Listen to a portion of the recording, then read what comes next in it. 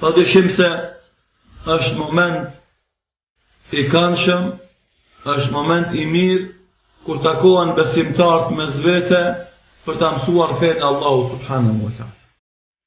Sepse jeta përbëhet prej ditëve. Jeta përbëhet prej ditëve. Me kalimin e ditëve kalon dhe jeta. Mirë po parashtrohet pyetja se cilët janë ato ditë që do t'i kujtojmë ne. Cilët janë ato momente që nuk do t'i harrojmë ne. Edhe secili prej neve përjeton çaste dhe momente të rëndësishme në jetën e vet, që nuk i harron kurrë ato. Disa prej tyre janë çaste të mira dhe të gëzueshme, e disa prej tyre janë çaste të hidhrueshme ose çaste të pikëllueshme.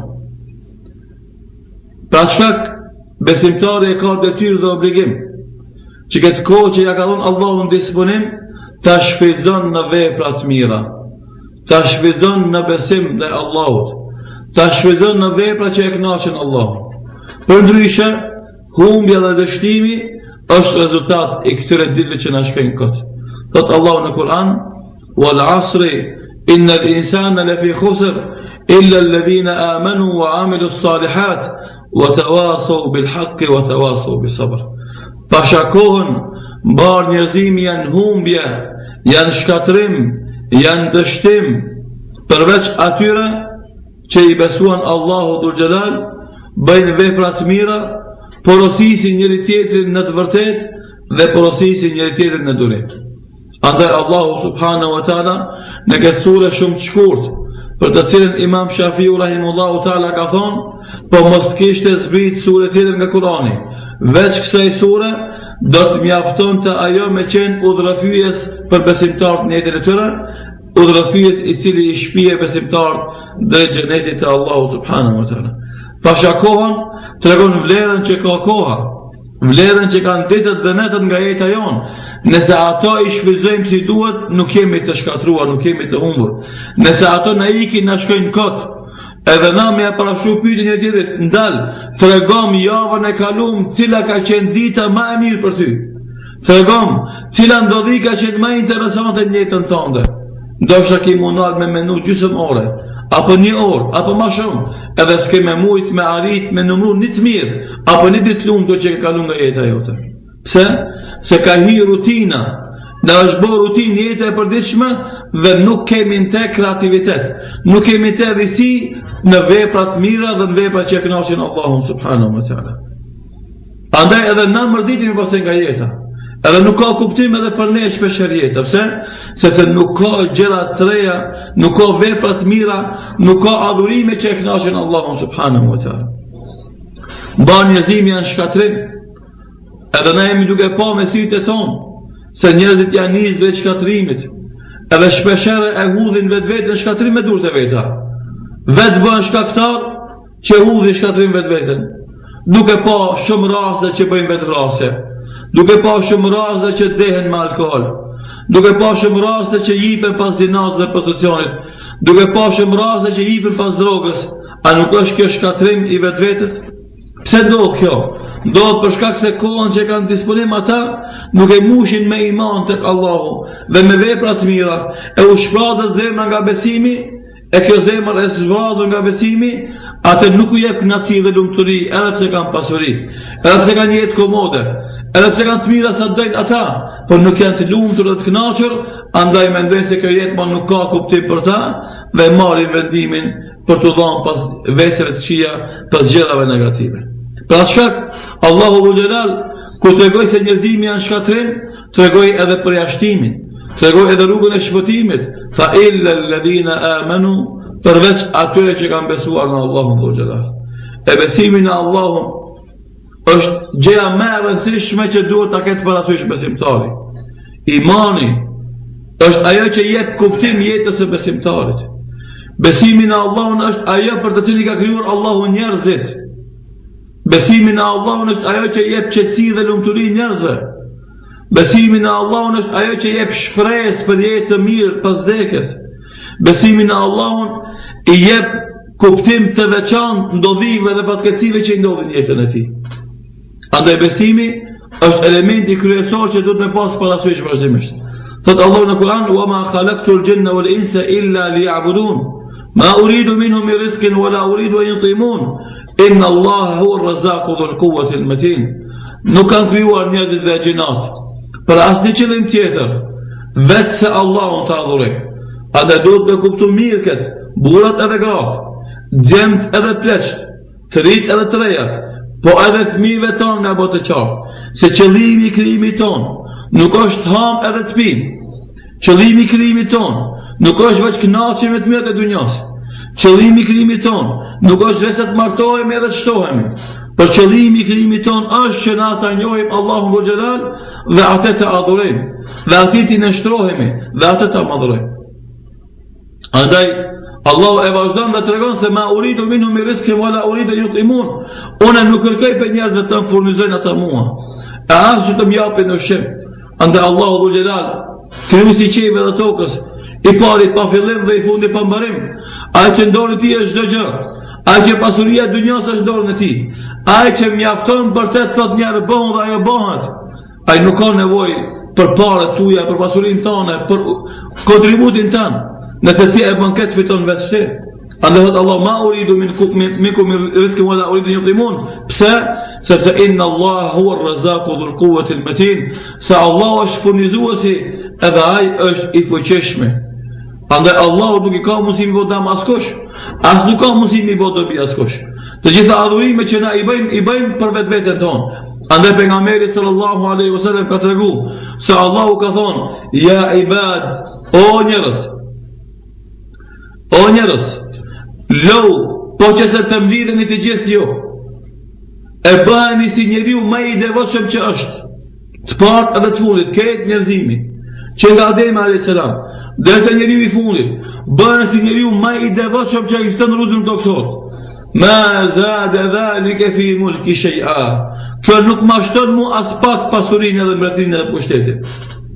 Në këtë dunjë mu bë musliman, këtë mu bë takva, këtë mu bë devotshëm, këtë mu bë të mirë, Allahut nuk ja shton pushtetin as pasurinë as pak. Dhe kundërta: "Walau anna awwalakum wa insakum wa jinnakum", po që të gjithë njerëzit të parë edhe të fundit, njerëz edhe gjinat mlidhen më një anë, e bëhen sikur se njeriu më i keq që ekziston, më i fllëç që ekziston. Ma naqasa dhalika fi mulki shay'a. Kjo as pak nuk e pakson pushtetin tem, as nuk e pakson mbretërinë time.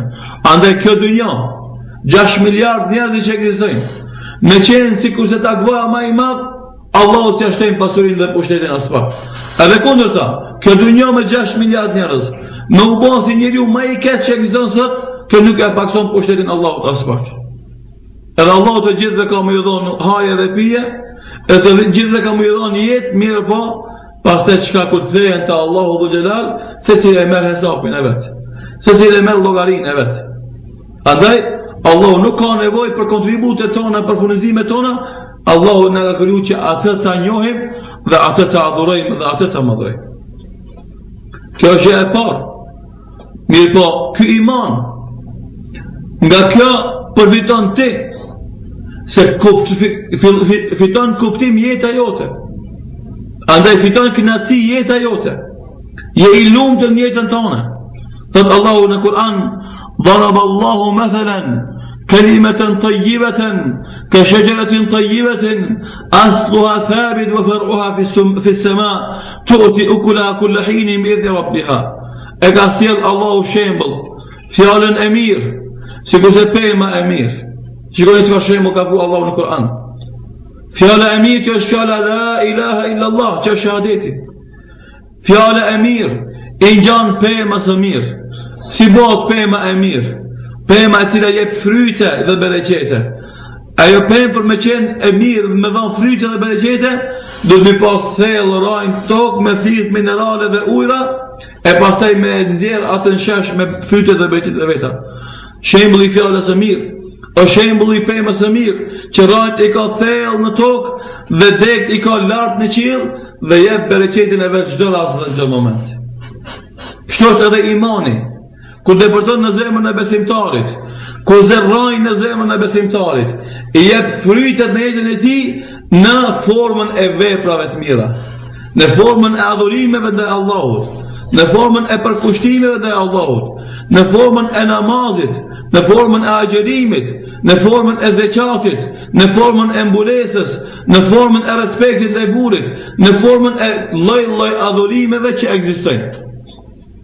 Andaj kur ti paramendoni një zemër që mbushet me iman, e cila mbushet me fjalë të mira, me vepra të mira, edhe një zemër e cila mbushet me gjuna.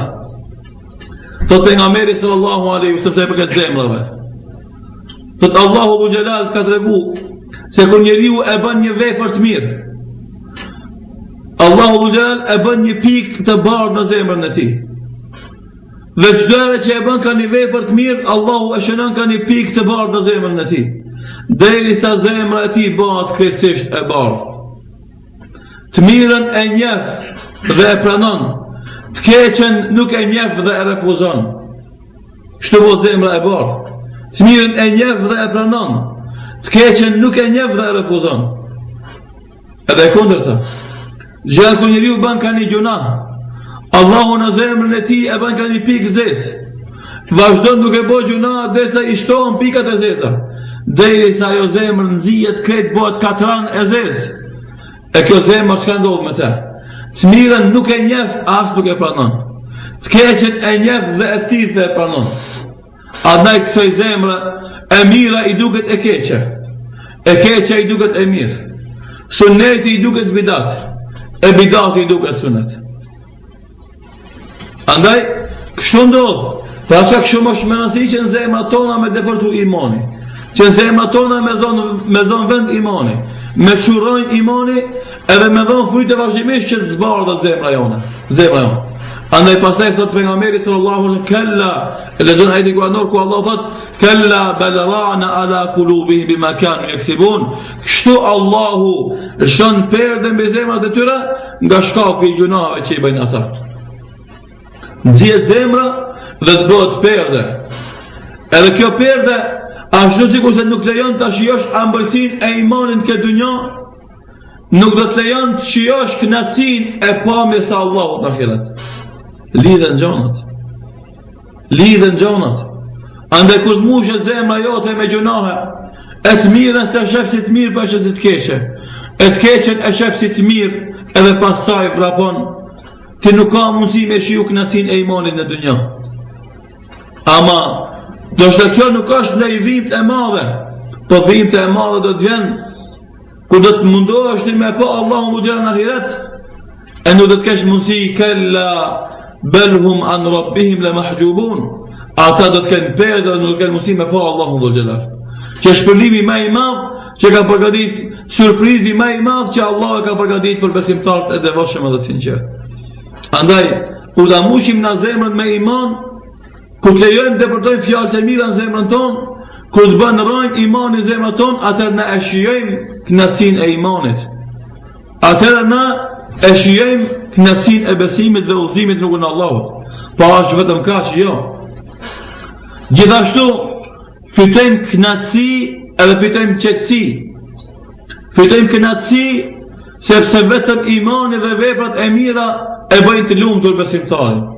Shumë kush për besimtarve e kërkon kënaqësinë dhe lumturinë tek pasuria, por atë nuk e gjen. Dikush e kërkon kënaqësinë dhe lumturinë tek pushteti, as atë nuk e gjen. Dikush e lakmon lumturinë, e kërkon lumturinë dhe kënaqësinë tek bukuria e vet që ka, pas atë nuk e gjen. Dikush e kërkon lumturinë dhe kënaqësinë tek dëmirat e dunjas, po as atë nuk e gjen. Andaj lumturia dhe kënaqësia na ka tregu Allahu në Kur'an si vetohet. E ka thonë Allahu, men amila salihan min dhakarin aw untha wa huwa mu'minun falanuhyiyannahu hayatan tayyiba. Kush bën vepra të mira, qoftë mashkull apo femër, dhe kjo është qasja e Islamit që ja bën gjinive, nuk ka dallim kantarin e Allahut mes mashkullit dhe femrës. Të gjithë janë të barabartë para Allahut. Të gjithë i kanë obligimet e barabarta karshi Allahut. Dhe për të gjithë dhe kërkohet kontribojnë për fejnë Allahut. Dhe kur s'ka dallim, andaj Allah e përmend, kush bën vepra të mira, qoftë mashkull apo femër, dhe është besimtar, ka për të jetuar jetë lumtur në dunja, dhe atë kena me shpërbly më mirë se sa që ka punue në dunja. Në ahiret kena me shpërblim më mirë se sa që ka dhënë kontributin dhe mundin në dunja. Andaj nga ky ajet ulemat kanë nxjerrë konkluzën se imani në Allahun Dhul Xhelal dhe veprat e mira i japin kuptim jetës së tij, i japin kënaqësi jetës së tij, i japin lumturi jetës së tij. Ndoshta lodhesh edhe raskapitesh. Edhe kjo ndodh me besimtarët. Kur besimtarët hyjnë në namaz, edhe thënë Allahu Akbar, Allah është më i madhi, dhe e lën pas vete dunjan dhe angazhimet e dunjas, dhe falet me sinqeritet, dhe falet me përulje, ndoshta pak i zgjat namazi, ndoshta pak lodhet duke qëndruar në kom, ndoshta pak lodhet duke shkuar ruku edhe në sejdë, ama kur jep assalamu alaikum wa rahmatullah, assalamu alaikum wa rahmatullah, e shijon një ëmbëlsi në zemrën e tij që nuk ka mundësi me shiu me asnjë vepër tjetër. A nuk ka ndodhur që në Ramazan, kur vjen Ramazani dhe na i përvishemi agjërimit, të përjetojmë kënaqësitë e imanit duke falë taravin, duke agjëruar Ramazanin, duke ulë sofrën e iftarit, duke lexuar Kur'an, duke bërë dhikr dhe duke dhënë sadaka? Andaj e përjeton Ramazanin krejt ndryshe, të jep një përjetim të veçantë, të cilë nuk të jep adhurimet apo veprat tjera jashtë Ramazanit. Edhe gjithashtu, ati që Allah e ka bërë nasip e ka shkuar në haxh, e ka pa qabën dhe advent shenjt, kur shkon i përmalluar për qabën dhe advent shenjt, nuk ka mbet haxhi i cili ka shku në advent dhe është ballafaqu për spari herë me qabën, e si kanë rreth lot nga syri me automatizëm vetë. Përjeton kënaqësi me adhurimin që e bën Allahu, e pastaj kur e bën edhe Arafatin, edhe e kryen, edhe gjujtin e gurve, edhe kthehet nga haxhi, më njëherë kjo zemër i përmallohet për me shku përsëri në haxh. Se shijon kënaqësi, shijon ndjenjë që si ka në vepra tjera. Andaj adhurimet që ka mëse e vërtet, se t'japi kënaqësi, por edhe në atë moment që ti e ndan zekatin nga pasuria jote, e kalkulon pasurinë tonë, dhe 2.5% i ndan, dhe shkon të një farefis fukara, dhe thu që këtë në zekat jem, i shatë një mëjnë për jetën tonë. Qatë moment kur ti e ban këtë vepër e nxjerrë zekatin nga pasuria jote, atëherë e ndin një moment një kënaqësi të zemrës që nuk e nin në vepra tjera. Andaj adhurimet japin kënaqësi, që s'ta japin atë kënaqësi as pasuria, as pushteti, as fama, as bukuria. Për atë shkak duhet edukohemi në adhurim dhe duhet të thojmë me adhurim. Tani të gjithë ankohen dhe thojnë kemi strese të ndryshme, apo që këtu në ndikimin e dialektit gjerman i thuhet stres, edhe çdo i dyti e përmend termin stres. Pa doni me tregu një recept mos me pa stres. A doni me tregu një recept mos me pa stres? Shumë është i lehtë, edhe shumë është i mundshëm. Kështu Allahu Dhul Xhelal ka thonë ala bi dhikrillahi tatma'innul qulub. Me të vërtet duke përmend Allahun qetësohen zemrat. E kur qetësohet zemra, qetësohet edhe mendja, qetësohet edhe shpirti, je rahat. Atë nuk ka shtrese, edhe nuk ka çrregullime dhe shratime. Ama ti harroj Allahun vazhdimisht. Nuk e përmend Allahun kur, nuk kujtohet Allahu kur. E ke harruar vazhdimisht atë, e ke shtrese, vallahi ke shtrese. Pse? Se shtresin e krijon shejtanit në zemrën tonë, në mendjen tonë. Aja është al-waswas al-khannas, a i bën vezvese, a i bën gasmime, a i bën cutje, anda a i bën qahatime. Kështu e ka marrë përzi për shejtani, me e friksu njeriun, me ahum shpresë njeriut, me frigu me fukarallëk, me premtime të rrenjshme. Edhe ti kur nuk e përmend Allahun, kur nuk lidhesh me Allahun, atër i kelon shumë hapësirë të madhe dhe me dënë të madhe shejtanit, edhe aje ka ngacmu zemrën tonë, aje ka trishtu zemrën tonë, aje krijon shtres në zemrën tonë, aje krijon çratin në zemrën tonë. E kundërta, lidhu me Allahun, përmende Allahun, nje Allahun, madhnoj Allahun, qetësohet zemra jote. Ala bi dhikrillahi tatma'innul qulub. Andaj duke përmend Allahun qetësohet zemra. Pastaj, adhurimet ndikojnë në qetësimin e zemrës, që është rezultat i imanit. Pejgamberi sallallahu alaihi wasallam kur kishte ndonjë breng, ndonjë gajle, e dini çka bënte? Çka bënte? Shkën mal mu fresku ja. U vetmoj ke me meditu ja. I theke Bilalit, ja Bilal, arihna bis salah. Fil azanin të rahatohemi në namaz o Bilal. Qetësohemi në namaz o Bilal. Andaj përmendja e Allahut, falja e namazit, adhurimet janë ato që japin qetësi dhe rahati shpirtit tanë. Përndryshe, nuk ke mundësi kur me konë rahat. Sa ma shumë që je lartë për Allahut, aq ma shumë dominon shejtani tek ti. Edhe aq ma tepër ngacmon edhe trishton dhe frikson. Sa ma afër që je Allahut, aq ma shumë Allahut ruan. Aq ma shumë Allahut t'jep rahmet, edhe aq ma tepër Allahut ta qison zemrën tonë. Andaj kemi nevojë na me mbush zemrën tonë me iman për të përfituar këto gjëra, po këto janë të dunjos. Kush ka iman, fiton rahatin dhe sigurinë në ditën e vështirë, në ditën e varrit. Të gjithë na kena me vdek. Askush me neve s'ka me mbet gjallë. Se po të kish mbet gjallë dikush kishin me mbet pejgamberët e Allahut, e ata s'kan mbet. Me pas mbet gjallë dikush kishin mbet mbretnit, pas ata s'kan mbet. Me pas mbet gjallë dikush kishin mbet mjekët, pas ata gjallë s'kan mbet për jetë. E kur ata kanë vdek, edhe na kena me vdek. Mirë po. Si që ka thonë poeti me kanë që kur vdesim në atomi, do të kishkon vdek e rahati për çdo gjë. Mirë po pasi që do të vdesim, do të ringjallemi, e do të japim llogari për çdo gjë. E kjo punë është problem, do të japim llogari për çdo gjë. Andaj kush ka iman, kush e ka të mbushur zemrën me iman, ku të ballafaqohet me melaçet që e marrin pyetje, e ka shumë lehtë. Sa i vazhdimisht ka jetu me la ilaha illallah Muhammedur Rasulullah, a i vazhdimisht ka jetu me Islami është fejme e ime, a i vazhdimisht ka jetu se Muhammedi sallallahu aleyhi wa sallam është pejgamberi im. A ne këtë bashkojnë pyetjet, ajo është i sigurt, është i rahatshëm. Andaj ulemat, ku e kanë komentuar ajetin kuranor, ku Allah thotë: "Yuthabbitu Allahu alladhina amanu bil qawli thabiti fil hayati dunya wa fil akhirah." Sa Allahu e forcon me fjalën e vërtet besimtarin në dunjë dhe në ahiret, kanë thonë ulemaj e forcon kur ta jep shpirtin dhe Allahu i ndihmon me vdek me la ilaha illallah, për të cilën gjë ka thënë Muhamedi sallallahu alaihi wasallam: "Men kana akhiru kalamihi la ilaha illallah dakhala al-janna." Kush fjalët e fundit e ka fjalën la ilaha illallah, ka për të hyrë në xhenet. Kjo është e para. E dyta wa fil akhirah, ta e forcon Allahu edhe kur të vinë me laçet me marrë pyetje, e me i thonë kush është Zoti jot, Allahu e forcon, e thot Allahu Rabbi, Zoti im është Allahu, wa Islamu dini, dhe feja Islam është feja ime, wa Muhammedur Rasuli, dhe se Muhammedi sallallahu alaihi wasallam është pejgamberi. Të forcon Allahu. Kur ke telash edhe ngushitje dhe vështirësi, e ke Allahun me veti. A kush e ka Allahun me veti, dhe kush Allahu i mbështetet në momentet e vështira, i mjafton Allahu. Wa man yatawakkal ala Allah, fa huwa hasbuhu. Kush Allahu i mbështetet, Allahu atij i mjafton. Andaj ta lidhë zemrën tonë me Allahun është punë e madhe.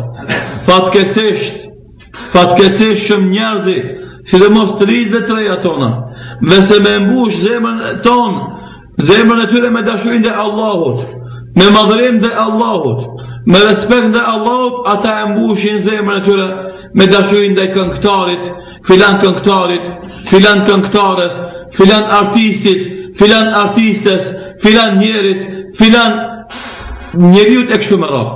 Andaj kjo zemër që zbrazët nga dashuria për Allahut, e mbushet me dashurinë nga njerëzit, s'ka për t'i bërë dunjo, dobi as dunjo as në ahiret.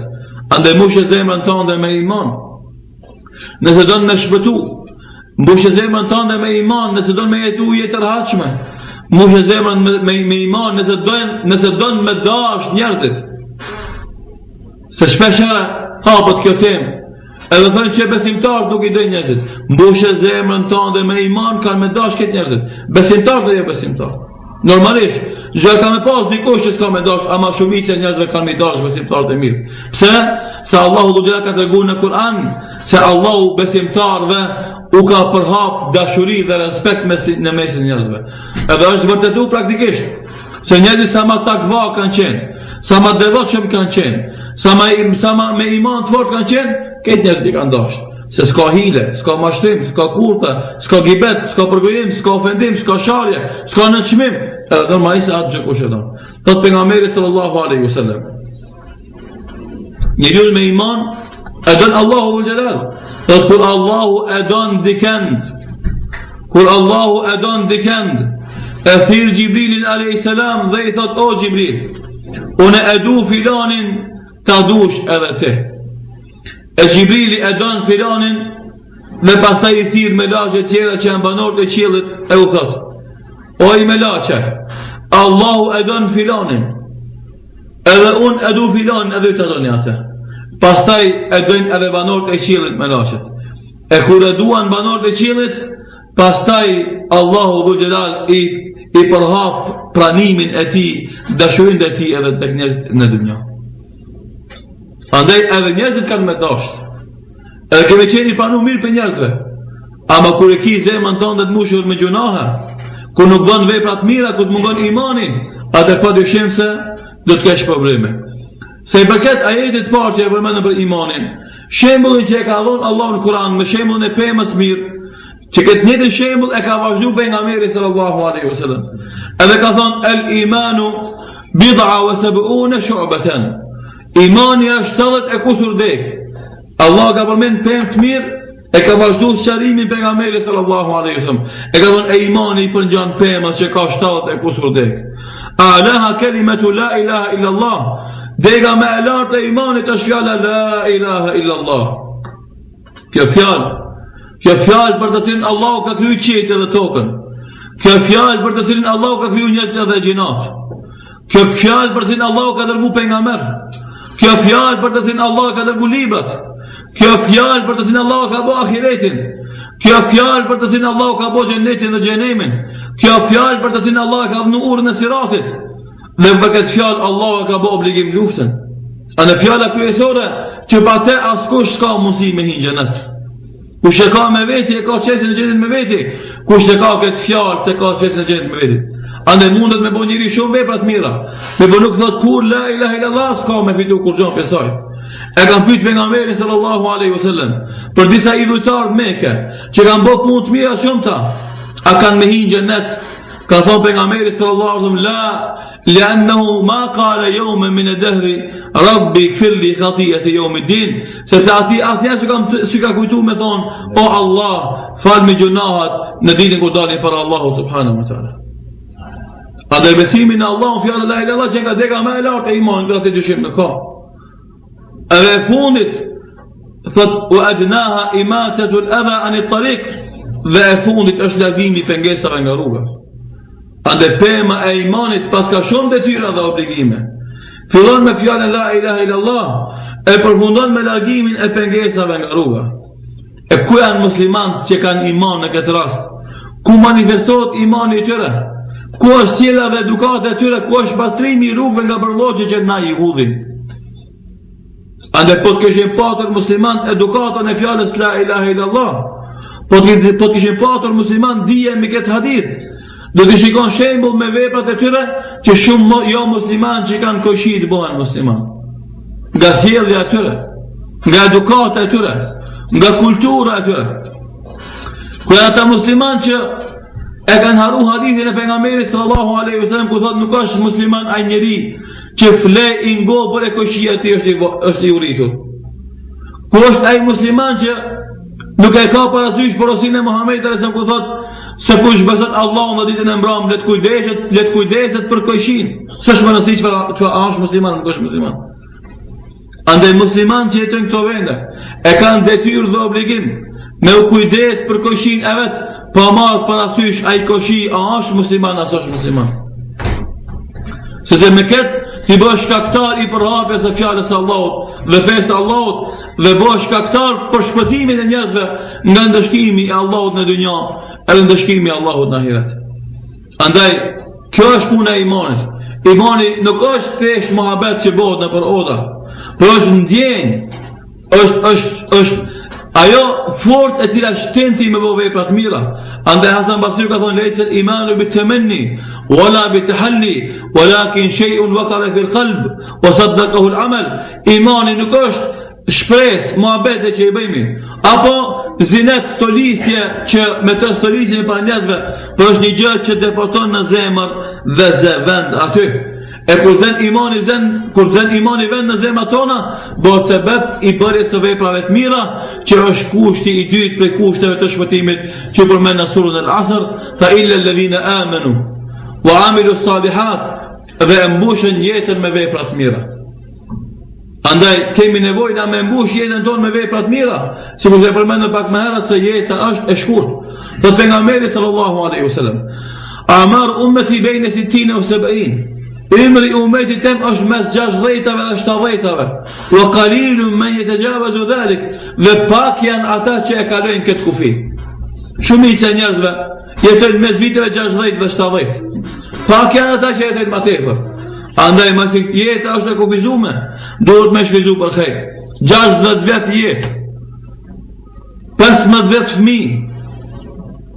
Për tyre sa metën? 25.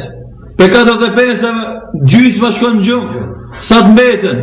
20 vjet. Për 20 10 vjet shkojnë nga flet në gjahiljet. Sa të metën? 10 vjet. Me 10 vjet ti do me fitu xhenet. Me 10 vjet do me fitu rahmetin e Allahut. Me 10 vjet do me shpëtu nga gazepi e Allahut. Allahut i vazhdimisht ka dhënë të mira.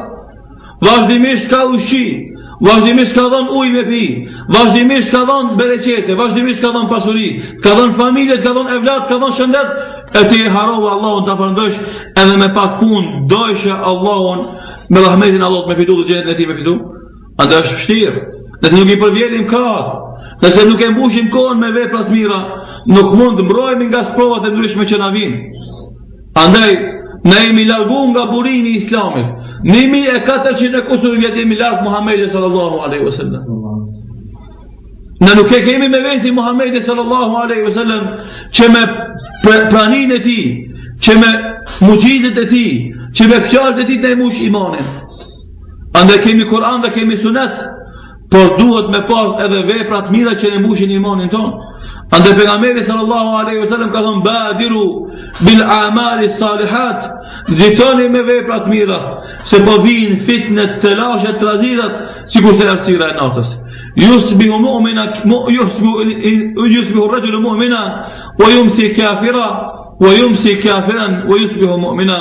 Ndodh që në sabah çohet njeriu si besimtar, e prej fitneve të shumta në akşam nuk mrin me kon besimtar, dersi jo besimtar Zotit na vërtet. Edhe kundërta, në akşam bie në xhim si besimtar, ama prej provave të lashqeve fitneve, sabah çohet si jo besimtar. Yebiu dinahu bi ardhi min ad-dunya, e shet fen për pak nga dunjaja. Allahul musta'an. A nuk është kjo realitet?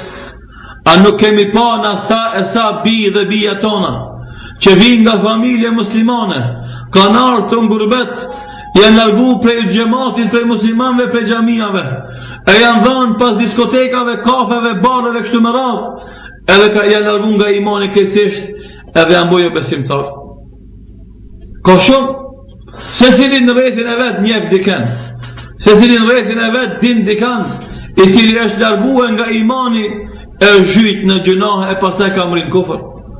E shet fen e ti për pak dunja, për disa qindra dhe mira euro, e shet dinin e vet. A nuk është kjo vërtet, a nuk është vërtet kjo që ka thonë pejgamberi sallallahu alaihi wasallam. Andaj ulemat kanë thonë, kur besimtarët e mbushin kohën me adhurime, kur besimtarët e mbushin kohën me vepra të mira, Allahu i mbron ata nga sprovat dhe fitnat dhe telashet. Andaj kemi nevojë na me shmizu çdo kohë, çdo minutë, çdo sekond, me mbush me vepra të mira, me fitu shpërblime për Allahu subhanahu wa taala. Padyshim se për veprave kryesore të mira që e kanë obligim çdo musliman dhe muslimane, burr qoftë apo grua, është ta mësojnë fen e Allahut, është lexojnë mbi fen e Allahut, është marrin pjesë në dersat dhe mësimet që flasin për fen. Kjo është detyra kryesore. Andaj Allahu subhanahu wa taala në Kur'an ka tregu dhe ka thonë fa'lam annahu la ilaha illa Allah thumma astaghfir li dhanbika, dije se nuk ka zot tjetër përveç Allahut, dije se nuk ka zot tjetër përveç Allahut. Andaj hyrja në fe ndodh me dije. Dhe jo rastisht ajeti i parë i Kur'anit ka Iqra bismi rabbika alladhi khalaq, lexo dhe mëso në emrin Zotit që të ka kriju. Dhe jo rastisht pejgamberi sallallahu alaihi wasallam men mata wa huwa ya'lam annahu la ilaha illa Allah dakhala al-janna, kush vdes duke e ditë se nuk ka zot tjetër veç Allahut, ai ka me në xhenet. Rasisht Imam Bukhariu rahimahullahu taala ka thonë bab al-ilmu qabla al-qawli wal-amal, kapitulli që flet se dija është para fjalëve dhe para veprave. Sot ka punë është letu, ki kaseta ndryshme me derse, CD ndryshme me derse, DVD ndryshme me derse, ki internetin plot me derse, veç adon edhe ki shumë let, duke e përgatit ushimin, duke e pastru shpinë, shleje një ders, dëgjeje një ders, se besaj kemi pas kajrë dhe bereqet ti, fëmija jotë, burë jotë, familja jote. A në gruja e kajrit, gruja e mirë, është ajo që pajiset me dije dhe përhap dijen, në mënyrë direkte apo indirekte. Se shpesh e ndohë që burat kanë problem me gratë për udhëzimin e tyre, po shpesh e ndohë edhe kundërta, kanë problem gratë me burat e tyre për udhëzimin e tyre. Ka burat që janë udhëzu e gratë që janë udhëzu, dhe kundërta, ka gratë që janë udhëzu e burat e tyre që janë udhëzu. Në nësesini për neve, bën ibadet Allahun, e mëson fen dhe vazhdimisht mirët me shqarimin e rregullat të fesë, ka me azbut zemrën burit, apo ka me azbut zemrën gruas, edhe ata, aj apo ajo, kanë më këthi në fen e burit apo gruas vetë. Edhe kanë më drejtu udhës Allahu dhul Gjelal, edhe ka me pas harmoni në shtëpinë e tëre. Ama kjo ndodh me dije. Kjo ndodh me insistim kërkimin e dijes, nuk e ndëgju nasihatet e ulemave dhe hoxhallarve, desët dhe këshillat e tyre. Libe sot ka sa dush. Mirë për çka ndodh? Na vën se me pajis dhoma tona me literaturë. I pajisim ata me mobilje. I pajisim ata me lodra. Edhe një fëmijë, po edhe na vet, kur jetojmë në një shtëpi që s'ka libra dhe literaturë fetare, që na mëson fen, është e mbushur me lloj-lloj stripa, me lloj-lloj CD-sh të ndryshme, të muzikës apo të filmave, me lloj-lloj gjëra shkota, atë normalisht se xheri dhe bereqeti është largu prej shtëpie. Pra shkak dija është elementi bazë që i garanton besimtarit se është duke ecë në udhë të vërtetë. Pra shkak ulemat kanë thonë, begatia më e madhe që Allahu ja jep një njeriu mas imanit është me i dhënë një jetë pastër dhe kuptim të shëndosh. Begatia më e madhe mas imanit me i dhënë një jetë pastër dhe kuptim të shëndosh. E kuptimi i shëndosh nuk mundet me ardhë pa dije. Me i kuptu gjana tamam se ne bën pa dije. Pra shkak ka qenë parull e ulemave brez pas brezi. Me dije arrin pushtetin. Me dije e bën ibadetin. Me dije e mposh shejtanin. Sepse këtë bësh me një armik shumë me përvoj. Armik me përvoj shumë shekullore. Që nga momenti kur Allah e kanë gjenë nga rahmeti vetë dhe ka mallku, a i mledh përvoj. Edhe a i kur nëfton me ty është shumë me përvoj të madhe. E ti mi dalë karshi ati pa dije, del shumë dopt. Mirë po jo dije cila mbetet vetëm mendje, e nuk dhe përdon edhe në zemër, edhe nuk hivën gjymtir, po dije cila përkthehet në vepër në realitet. Ande dija dhe veprat e mira si pas dijes e prodhojnë energjin që të ndihmon ty me shku ka Allahu dhul Gjelal. Pse? Se secili njeri është udhëtar. Që ka thënë pejgamberi sallallahu alaihi wasallam, kun fi dunya ka'annaka gharib o abir as-sabil. Në dunja qëndro si kalimtar i rastit apo udhëtar. Edhe gjithë na jemi udhëtar në këtë dunja. Jemi nisë me shku ka Allahu dhul Gjelal. E për me gjetë rrugën e sakt, rrugën e drejtë, na duhet dije. Na duhet dije, se pa dije s'muna me zgjedh rrugën e drejtë, rrugën cilën na kalon Muhamedi sallallahu alaihi wasallam kur ka thonë: "Taraktukum al-mahajjati al-bayda, layluha kanahariha, la yazigu anha illa al-halik." Ju kam lënë në një hapësirë të bardhë, ku dita dhe nata janë barabarta dhe nuk largohet nga kjo rrugë vetëm sa ai që është i devijuar dhe që Allah ja ka vënë zemrën. Mirë, po për me ecë përpara, ti e mësove rrugën e drejtë. Për me ecë përpara duhet energji, duhet lanë djegse, e landa djegse e udhëtimit të Allahut përbëhet nga dija dhe veprat e mira. Atë bashkë e prodhojnë energjin që të ndihmon ty me qurtë Allahu subhanahu wa ta'ala. Pra shkak dija është elementi i parë. Për kësaj, kalem të një çështje tjetër që është me rëndësi, e ajo është obligimet bashkëshortore. Që shpesh njerëzit e keq përdorin pozicionet. Burrat e keq përdorin pozicionet tyre karshi grave, pa dhe gratë ka herë pozicionet tyre karshi burrave. Dhe ja buri bën zullum gruas, ja gruaja nuk e ngon burin e vet. Edhe këta janë probleme që zakonisht përhapen në mesin e familjeve tona për shkak të mungesës së imanit, për shkak të mungesës së veprave të mira dhe për shkak të mungesës së dijes së mjaftueshme. Andaj këtë rast do të përmendi disa hadithe që mendoj se e sjellin punën mes dhe janë këshill për dy anë, për burrat dhe për gratë.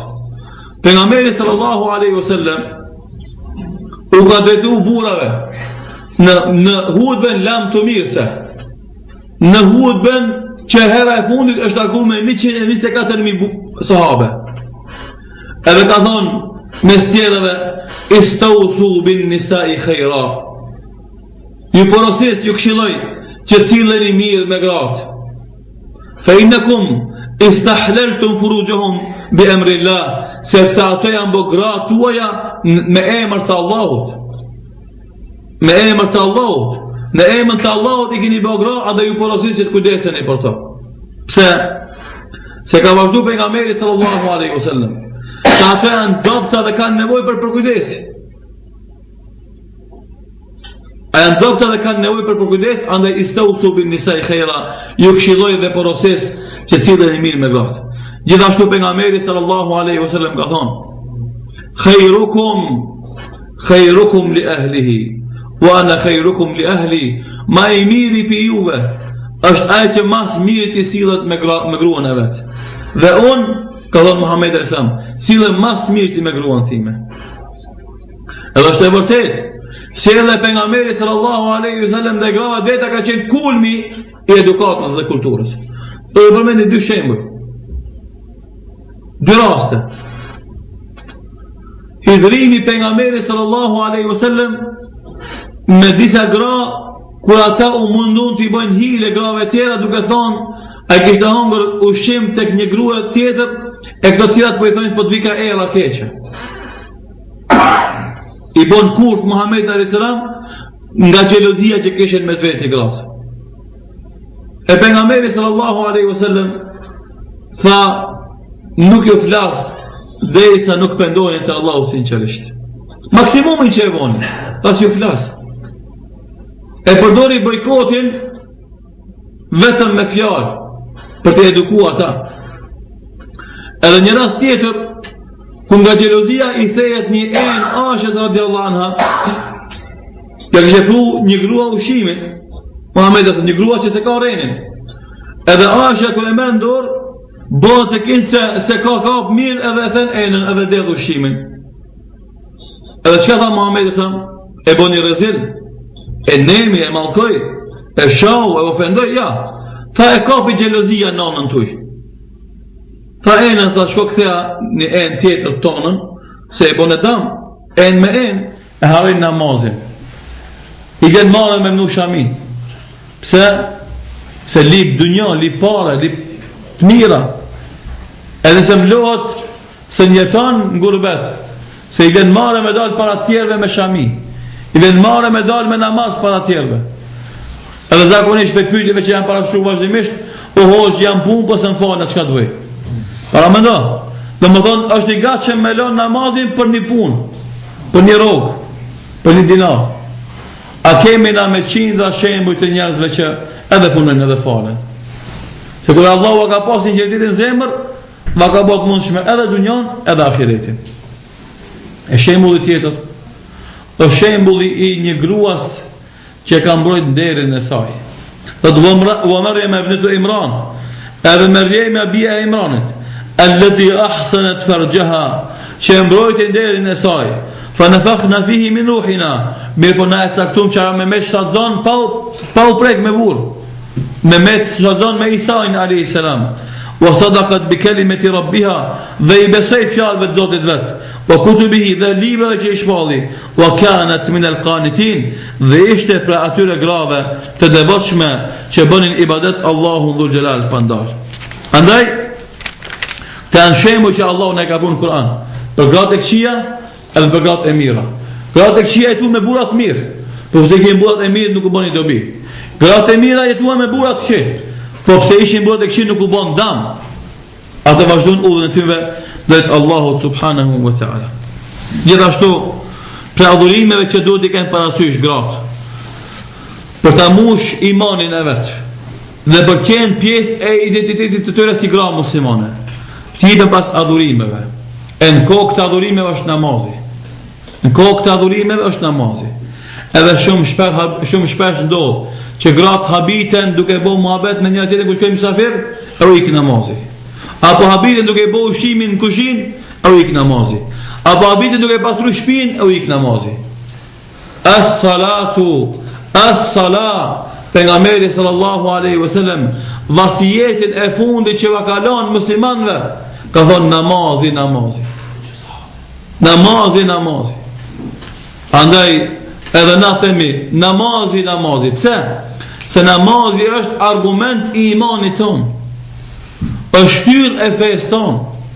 Pa namaz nuk ka din, nuk ka iman. Thot pejgamberi sallallahu alaihi wasallam as-salatu imadu din. Men hedemaha faqad hedema ad-din. Namazi është shtylla e fesë. Kush e ka shem këtë shtyllë, e ka shem këtë fe. Dhe ka thonë pejgamberi sallallahu alaihi wasallam al-ahdu alladhi baynana wa baynahum as-salah man tarakaha faqad kafar. Marrveshja mes nesh edhe jush është namazi. Kush e lën namazin ka dalë prej fesë.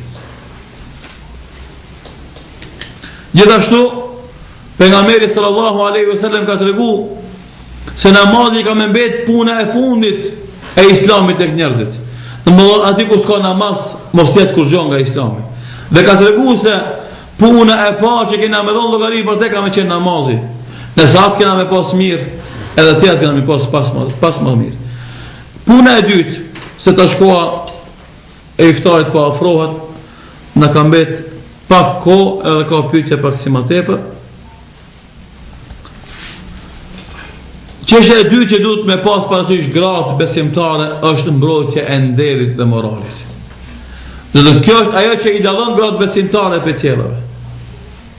Andaj Allahu Xhelal kur urdhnon gratë besimtare të mbulohen me shamin mbi koka në surën An-Nur, pastaj që thot dhalika an yu'raf, kjo ndodh që ata dallohen që janë besimtare të ndershme. Wala yu'dhain, e mos t'i dëmton, ofendon, shan askush ato. Edhe dallon një grua besimtare që është e ndershme, e moralshme dhe që ka shamin mbi kokë, kur ec ajo eci mbretnesh, eci zoj, askush nuk shikon t'i bën sherr asaj, t'ia thot ndaj fjalë ofendimi asaj. Ama kur veshesh keq lakuriç, secili ta gjun ka një fjalë. Secili të provokon, secili të ofendon. Anë dhalika an yu'rafna fala yu'dhin. Kjo që ato dallohen si janë besimtare të mira, të ndershme, të moralshme, të sjellshme dhe mos t'i dëmton, mos t'i ofendon, mos t'i shan askush. E treta, obligim kryesor është kujdesi ndaj fëmijëve. Al-ummu madrasatun in a'dadtaha, nona është shkolla. Nëse atë e përgatit mirë, ke përgatit breza pas vetes sa dush. Se baba dhe burri zakonisht është jashtë shtëpisë. Punon. Shumë pak është me fëmijët. Ma shumë që është me fëmijët është nona. Andaj një non e devotshme, një non e ditshme, një non me edukat, I nxjerr fëmijët me tërbije dhe me edukat. Andaj kur parashohet pyetja zakonisht a ban me punu gruaja punë ndryshme, na I themi apo a ka punë më të mirë se me eduku fëmijët e vet? Çfarë dobie do të kemi na nëse gruaja shkon punon jashtë e I bën 1000 euro, 2000 euro te shtëpia, e fëmijët na bën domethënë Zoti na rujt dresha. Çfarë dobie ka pjesë e parë? Kemi shku mi vitu 1000 euro, 2000 euro, e pastaj kemi dhënë ka 10.000, 20.000, 30.000 euro me këthi në drejt fëmijën tas kemi mujt me këthi. Andaj Allahu në Kur'an ka thonë Ja ayyuhalladhina amanu qu anfusakum wa ahlikum nara waquduha an-nasu wal hijara alayha malaikatun ghiladun shidad la ya'suna Allaha ma amarahum wa yaf'aluna ma yu'marun. O ju besimtar, rune vetën dhe familjet tuaj nga zjarmi I xhehenemit. Lan djegse të cilët janë njerëzit e dhëgurt, mbi të cilin xhehenem qëndrojnë me laçit e vrazhë dhe të ashpra. Ata urnët Allahut I zbatojnë dhe Allahut karshi nuk I dani. Runë vetveten dhe familjen tuaj nga zjarri i xhenemit. Edhe thot pejgamberi sallallahu alaihi wasallam: kullukum ra'in wa kullukum mas'ulun an ra'iyatihi. Secili prej ju është çoban dhe secili ka me dhënë llogari për tufën e tij. Burri është çoban në shtëpinë e vet dhe jep llogari për përgjegjësitë e veta që ka. Dhe gruaja është çobanesh në shtëpinë e burrit saj dhe jep llogari për përgjegjësitë e veta që ka.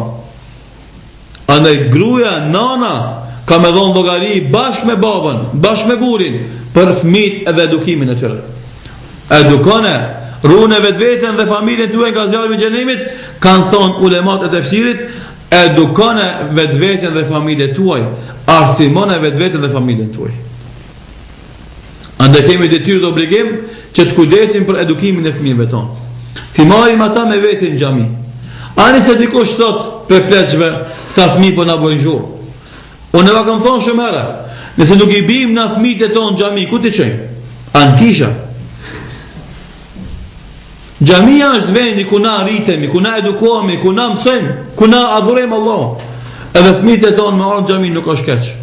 Ani se ata lëvizin, ani se ata bëjnë zhurmë, se fëmia normal është me lëviz e me bëj zhurmë. Pejgamberi sallallahu alaihi wasallam ka një ditë duke u falë. E me vetë në xhami ka pas nipat e vetë Hasanin dhe Huseinin, fëmijë kanë qenë. E duke u falë i kanë hip për mikryje. E kje ka zgjatë sejdën, kanë kujtu sahabës se ndoshta mos ka ndodhur diçka. E ka zgjatë deri se kanë zbrit ata pi çapës Muhamedit sallallahu alaihi wasallam. E kur ata kanë zbrit, kjo ka çu pi sejdës dhe ka vazhduar namazin. Ose ka qenë pejgamberi sallallahu alaihi wasallam duke mbajtur hutbë. E ka ardhur nipi i tij, ka një xhami, ka zbrit pe hutbës, ka shkuar ka përqaf nipin e vet, e u ka kthy pa hutbë, ka vazhduar hutbën e tij. Për më të bie fëmijët e tonë, kështu duhet mos jella me ta. Me marr me veten në xhami. Me marr me veten ders nasihat. Me mësu Kur'anin, leximin e Kur'anit, shkronjat e Kur'anit, surën nga Kur'ani, me mësu namazin, me mësu hijabin, me mësu abdestin. Thot pejgamberi sallallahu alaihi wasallam: allimu auladakum as-salah wa hum abna 7. Kusani fëmijëve ty namazin kur i kanë 7 vjet dhe rehni për namaz kur i bëjnë 10 vjet. Mos pëti bëjë fëmija 15-20 për të mësu abdesin e namazin, sa të bëhet vonë. Sa është i vogël tani të soja me 2 forma. Një, duke u falë ti vetë në shtëpinë tonë. Duke u falë gruaja jote në shtëpinë tonë. Kur falësh ti Allahu Akbar, djali lidhet me ti Allahu Akbar. Subhanallah, subhanallah, alhamdulillah, alhamdulillah. Nana, gruaja jote falet me shami me hijab, edhe vajza jote shkon edhe falet me nanën e vet me shami me hijab. E mëson edhe abdesin, edhe namazin, edhe shamin për një herë. Ama kur ti bëj 15, kur ti bëj 20 vjet, ti mundesh me forca të dush, ama nuk të respekton, nuk ti merr fjalë askush.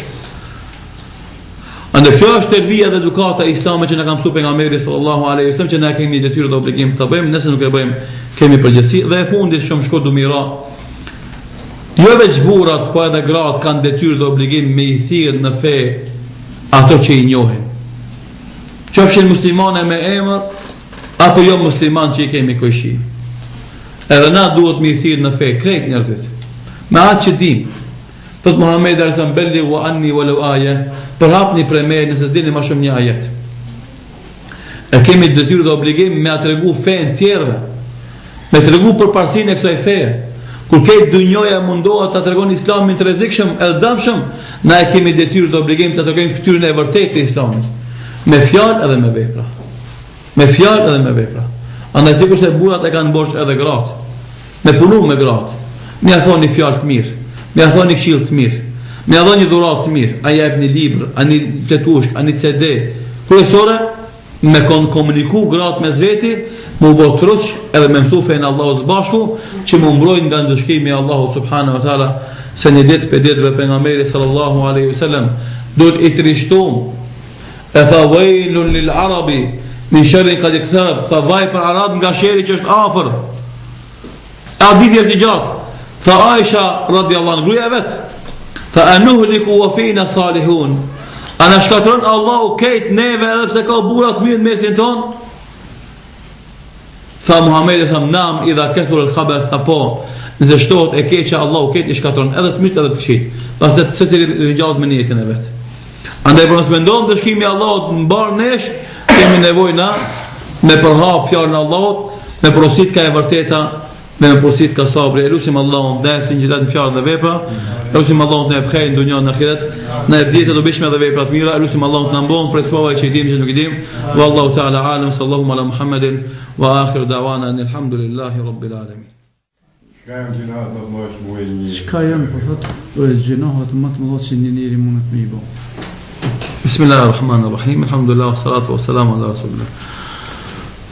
Pejgamberi sallallahu alaihi wasallam u ka thonë besimtarëve ishtanibu sab'a al-mubiqat.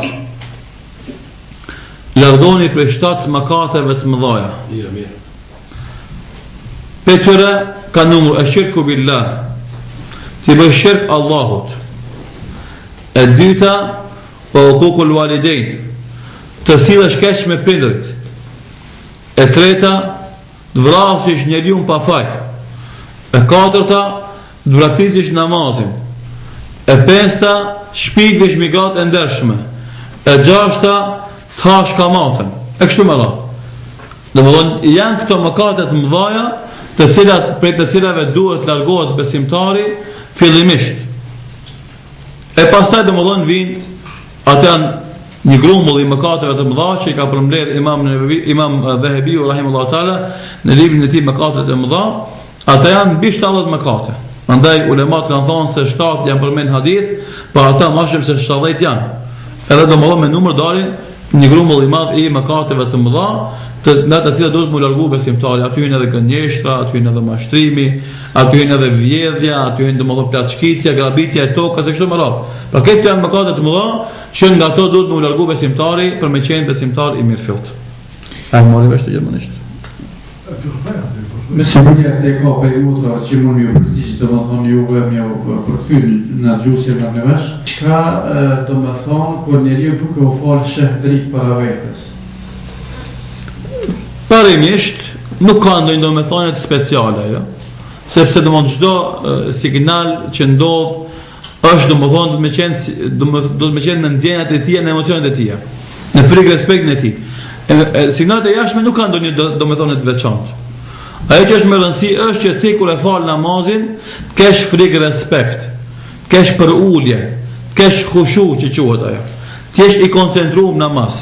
Ta ndish namazin si komunikim me Allahun dhul xhelal. Ta falësh namazin sikurse është namazi i fundit që ti e bën. Këto emocione, këto ndjenja janë të rëndësishme. Këto gjëra të tjera janë gjëra sekondare, nuk kanë ndonjë rëndësi, as nuk kanë ndonjë sqarim fetar duke u mbështetur Kur'an apo Sunet pejgamberit sallallahu alaihi wasallam.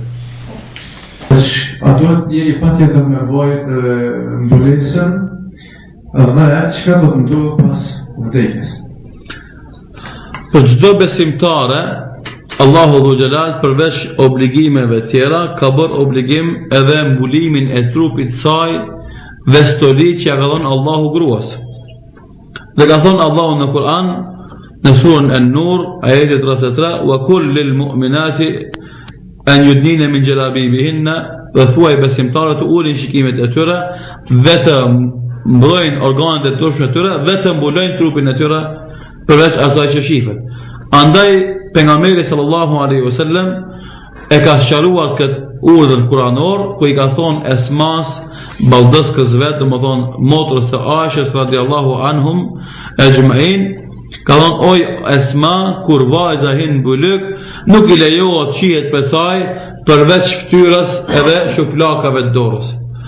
Andaj e vendon shamin mbi kokë dhe mbulon gjithë trupin tan, prej domethënë që mos shihen stolit dhe zbukurit.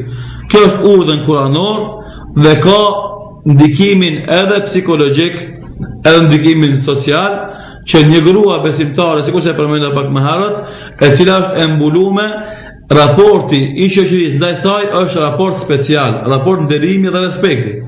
Kurse ndaj grave që janë gjveshuna lakuriç, s'po flas për ato që janë si janë mbulume, se ka gra që janë mbulume, po kanë një mbulesë normale. Për ato që janë gjveshuna lakuriç nuk kanë asnjë respekti. Ndikimi psikologjik është se mbulimi i trupit dhe mbulimi i pjesëve të trupit që provokojnë gjinit njëna me tjetrën, edhe trupi i femrës që provokon meshkujt, edhe meshkujt që provokojnë femrat, do e bën mëkatin e zinas më të lehtë. Ndaj Allahu dhul xhelal, njëra prej masave që i ka ndërmarrë për ta mbrojtur popullin, musliman, burrat edhe gratë nga rënja në zinak është mbulimi I trupit të tyre. Për atë shkak domethënë këto efektet pozitive që I sjell hijab me vete, a mjafton se është në shtrim dhe Allahut, respekturin të Allahut dhe madhim dhe vendimet të Allahut subhanahu wa taala. Kjo është sa I përket mbulesës, sa I përket çka pas vdekjes, nëse është pyetja e përgjithshme çka pas vdekjes, për besimtarin mirë edhe marr. Për besimtarin gëzim edhe lumturi. Për jo besimtarin vështirësi, dhimbje dhe pikëllim. Për besimtarin gëzim dhe lumturi me veprat e mira që I ka bërë, me imanin e vet, me adhurimet e veta, me punët e mira që ka bërë. Për jo besimtarin mërzi dhe pikëllim, për shkak të mosbesimit të vet, refuzimit të ringjalljes, mohimit të porositimit të Zotit, keqpërdorimit të begative që Allah ja ka dhënë kështu me radhë. Andaj duhet të përgatit njeriu për këtë ditë që është vendimtare për jetën e tij, se pas vdekjes ka ringjallje, aty kena më dhënë llogari, kush e ka llogarin e lehtë dhe kujt I vjen libri nga ana e djathtë, jeton I lumtur dhe kthehet familje e lumtur, kush e merr llogarin e rëndë dhe I vjen libri nga e majta, kthehet familje e tij I mërzitur I pikëlluar, me po mërzia dhe pikëllimi në atë ditë është vonë, nuk ka kurrë farë dobi nga ajo mërzia dhe nga ajo pikëllim. Allahu Azza wa Jalla I don gjithë njerëzit. Amo që kanë ndodhë me besimtarë të krishterë apo tjera besime, që të besojnë Zotin atë formën e vetë, edhe pse ata bojnë shumë punë të mira, për shembull kursejnë mjeta apo pa marrë parasysh për të varfën e për shumë gjëra tjera, edhe për ai shton Allah, ai shpëton Allah, ai largon Allahun nga zjarri I xhehenamit, apo kjo ndodh vetëm me besimtarët të besimit islam? Pyetje shumë me vend është mëse e vërtetë se Allahu I don njerëzit dhe për shkak se I don njerëzit u ka dërguar pejgamber. Para se kësaj u ka dhënë intelekt, mendje për të kuptuar gjërat. Pastaj këtë mendje të qartë që I kupton me të gjërat e ka ndihmuar me dërgimin e të dërguarve pejgamberëve. Këtyre pejgamberëve u ka shpall libra. Dhe këtyre pejgamberëve u ka dhënë mrekulli për të vepruar që njerëzit të arrijnë tek besimi në Allahun.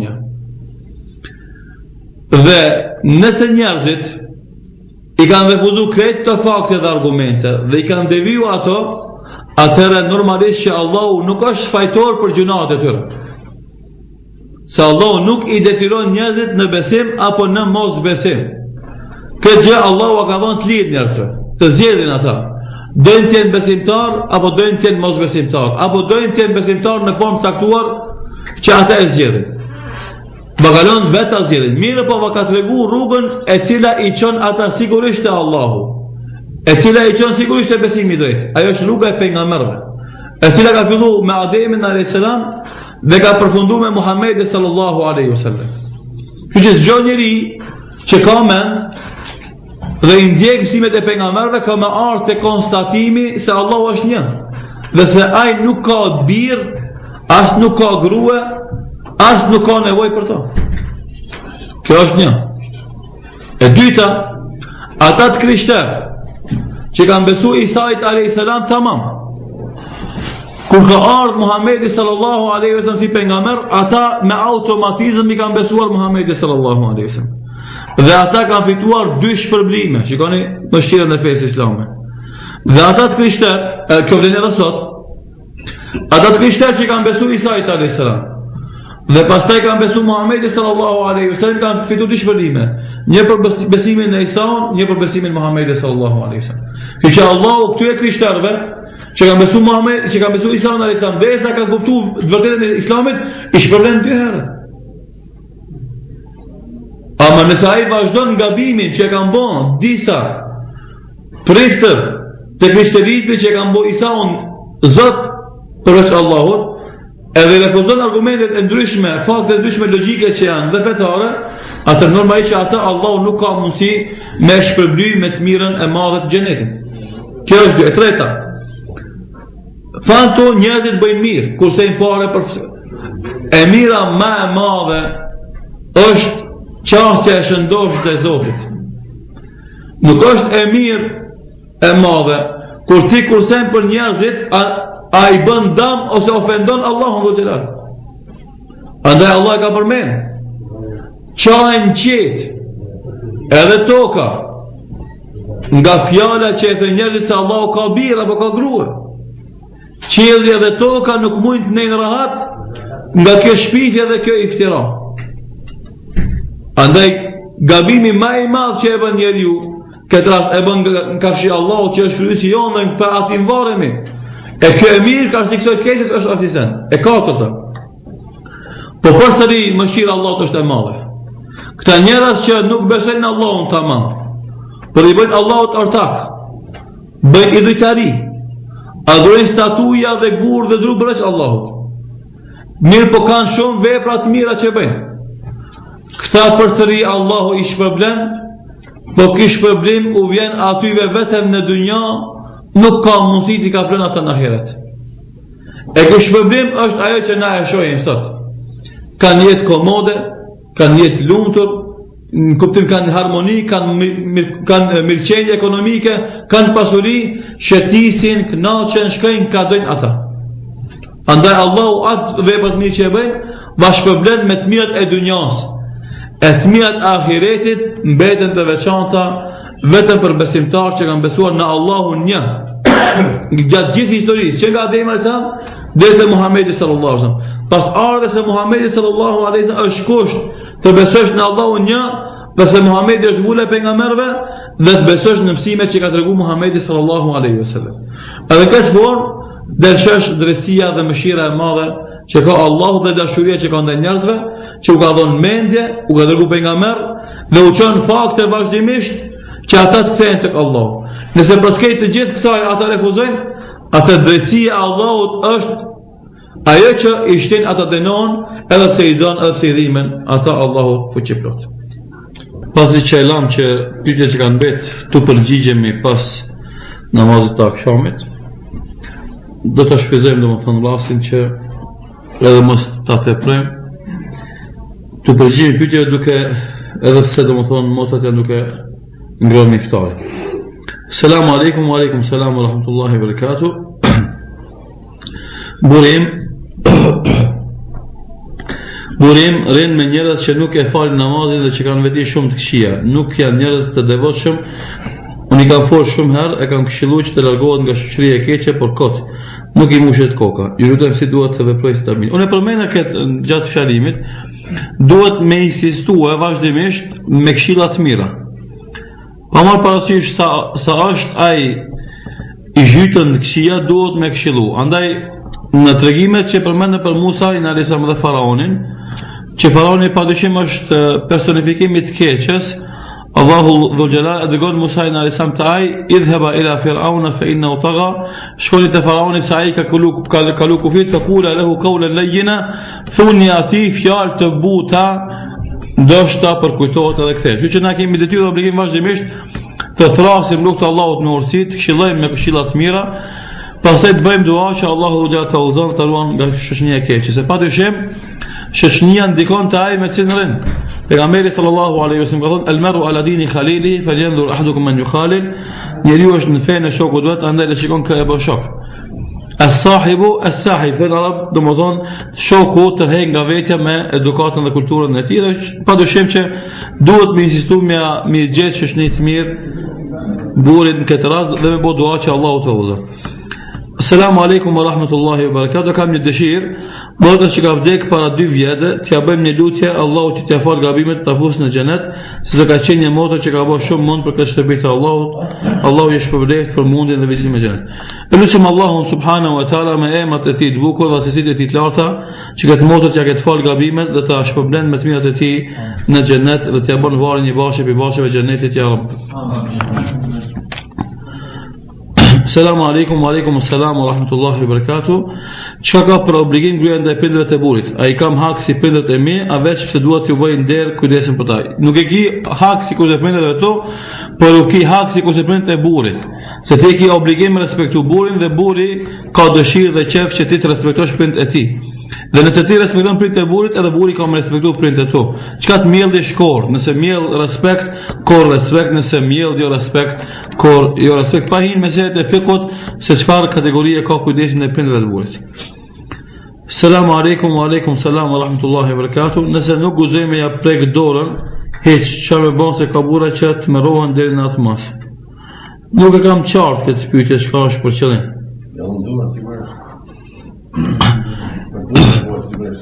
Muhabeti nuk është atë merohet, dikush atë nuk merohet. Muhabeti është se na si musliman e kemi për detyrë dhe obligim të ndjekim rregullat fetare në komunikim mes nesh, sidomos mes burrave dhe grave.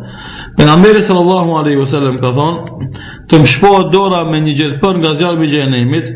Nëse dikush e prek një grua të huaj për dorë, sikurse me shpu me një gjerpën nga zjarmi i xhenemit dorën e tij. Andaj për këtë shkak që ulemat kanë thënë që nuk ban gruaja e huaj të fol për dorë burrit të huaj. Selamu alaikum, wa alaikum salam wa rahmatullahi wa barakatuh. A lejo që në kohën e lirë të shikojmë një film në televizor apo është haram? Filmi si film vetvete ndoshta nuk është haram, mirë po për shkak të muzikës, për shkak të skenave të ndryshme që paraqiten, mund të bëhet haram. Mirë po nëse është film që si ka këto elemente, atë nuk është haram. Selamu alaikum, wa alaikum salam. A lejo që cingëllima e telefonit të jetë me ndonjë lloj të muzikës? Nuk lejohet me qenë me muzikë. Duhet me qenë zë i telefonit i rëndomt. Bile për shumë arsye, një për shkak të muzikës, e dyta për shkak se pengon në namaz. Zakonisht kur shkojmë në xhamina me fal namazin me xhamat ose xhamon, edhe ata që kanë telefon muzikë e shohatojnë njeriu në madh muzikë. Prandaj ulemat kanë thonë që zila e telefonit duhet me qenë zile të rëndomta, domethënë ju e dini për shembull se janë disa zile të rëndomta që i përdor telefoni e mos tet muzikë. E as Kur'an. Se dikush e vendon zile e telefonit Kur'an. Ka ndonë ulemat zban as Kur'an me vëndu, pse se është në çmim i Kur'anit. E parë, e dyta, ka mundësi me ndodhë ti e mbanjë në toalet, edhe cingon telefonit, domethënë është ofendim i fjalëve të Allahu subhanahu wa taala. Selamu alaikum, wa alaikum salam wa rahmatullahi wa barakatuh. A ban femra me u fal pa çorapa se kam dëgjuar mendime të ndryshme kur i vetëm. S'është më se ai vetëm, as i vetëm ka mendime të ndryshme. Wallahu taala ala, mendoj se sprish punë, po më lokom është më mirë. Selamu alaikum, wa alaikum salam wa rahmatullahi wa barakatuh.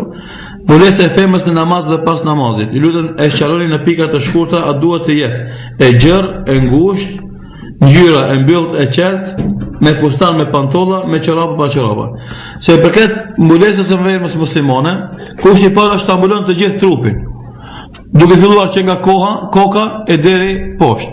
E dyta është që e gjerë, jo e ngushtë. Andaj petku i ngushtë që e vesh, domethënë një gruaje muslimane nuk e ka plotsu kushtin, sepse tesha e ngushtë është do e përshkruan trupin, kështu që nuk ka ndonjë dobi.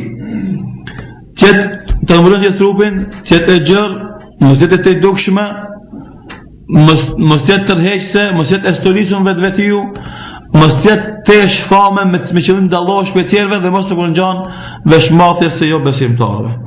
Me çorapa pa çorapa thamë se nëse ti e fut fustonin e çon deri në fund këmbëve, edhe mlon këmbë nuk është kusht. Ngjyra e mbyllur e qetë nuk ka ndonjë kufizim, më rëndësishme është mos me qenë ngjyrë tërheqëse ose ngjyrë domethënë që bie në